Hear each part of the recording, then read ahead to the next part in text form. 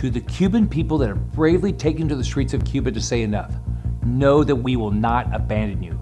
I hear your cries for liberty and your demands for patria y vida. The world is watching and the bloodshed will not be tolerated. Your day of freedom is approaching. To Cuban Americans in Florida and throughout the country who continue to echo the calls for regime change on the island, I stand with you. Your solidarity with your brothers and sisters is vital. And to the Biden administration, the time for reviewing Cuba policy is over. You must act decisively before more lives are lost. First, immediately shut down the ill-named Cuban embassy of the communist dictatorship in Washington and expel all regime thugs disguised as diplomats. Terror states like North Korea and Iran do not have an embassy in the United States, nor should the terrorist Cuban tyranny. It's a matter of national security.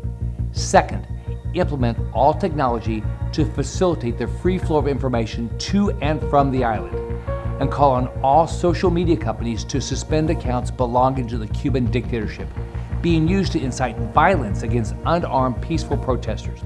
Third, make very clear to the Cuban dictatorship that any mass exodus will be viewed as an act of war against the United States and shall be treated accordingly. Fourth, the international community has failed the Cuban people in the past.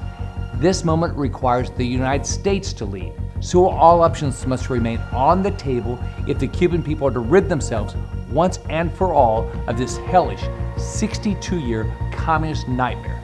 Make no mistake, la libertad de Cuba no es negociable y requiere acción ahora. I will not rest until that day of freedom arrives for Cuba.